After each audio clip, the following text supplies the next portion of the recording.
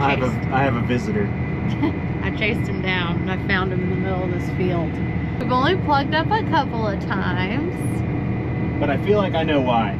I need to move these row cleaners, and I'm not even gonna get into that. I'll have to just show you guys whenever I go to try to do it, or whenever I figure out how I want to do it. I've got a couple ideas, but I just don't know which idea I want to go with.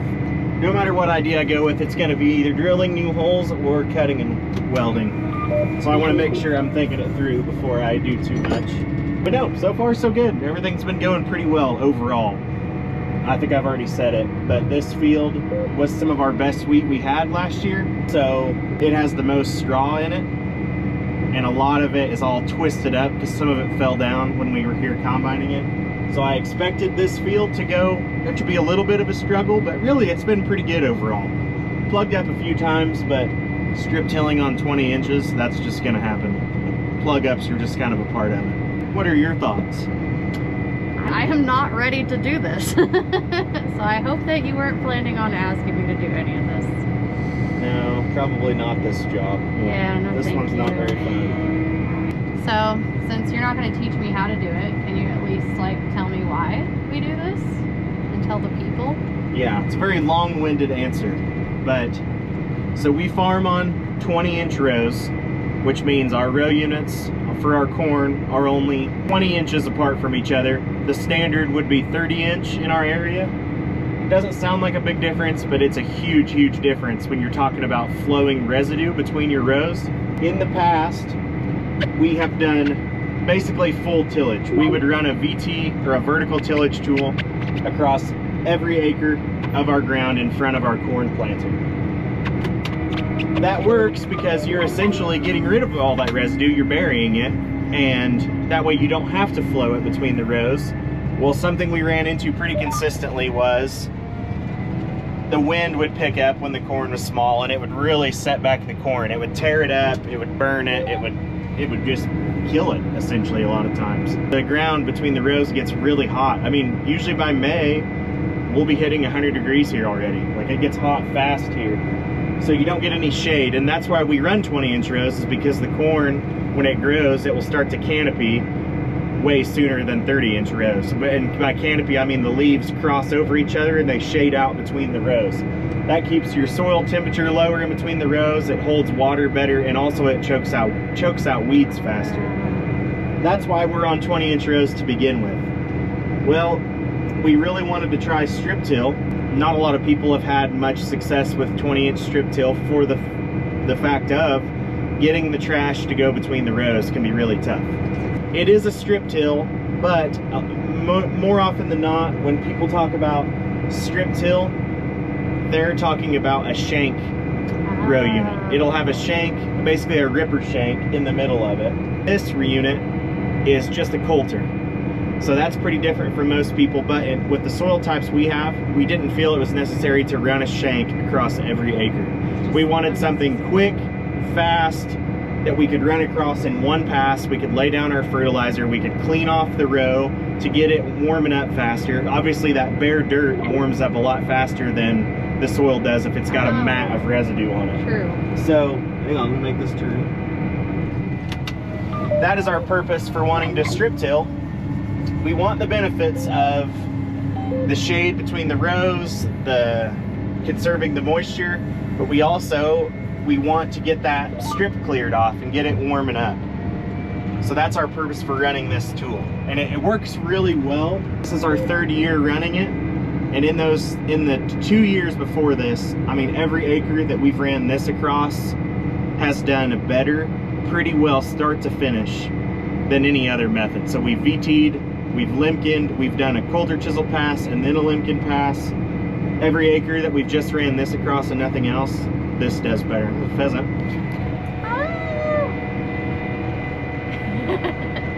So it is proven, it works. The thing that I'm struggling with at the moment, and this was a big reason we switched this bar, the main thing is like consistency. I can get it working good in a circle. You'll move a mile and the soil will be a little bit different, and it's like you're starting over. Like you're starting over on settings. I'm trying to get it to where it's a little bit more consistent, and I've got basically 2 ideas left that I think are gonna get us there because we're very close. I had this set in this circle maybe in the first 2 hours of running. I was playing with settings. Since then I haven't touched anything, and we've been running really solid. So I've got 2 more ideas that I'm sure you'll see once I get there, but I'm not to that point yet. And just like that, she's on her way home. I am gonna run this tractor to the shop and put it up, and we're gonna see what this weather does. We got that circle done. It looks very good. Pretty. Got those 2 circles done, got our fertilizer applied. We are folded up and on the road. Weather's supposed to get nasty. We'll see what that does before we get started on anything else. And I am gonna see next week if I can make these few changes that I was telling you about on this thing. We're just so close to having this thing doing really good. I mean, not that it's not doing good, but we're so close to not having to mess with it every circle, every single day. So anyways, not gonna be much else exciting happening today. I'm gonna go get this put up, and we'll see what the next few days brings.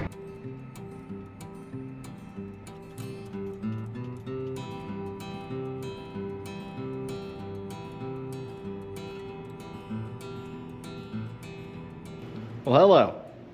As you can see, we're not in the same shop. We're over at the other shop, which is where we've got this thing. Here's my plan. I know you've seen in the last, I think it was the last video, we talked about little changes that I was wanting to make. We're using it to make new strips.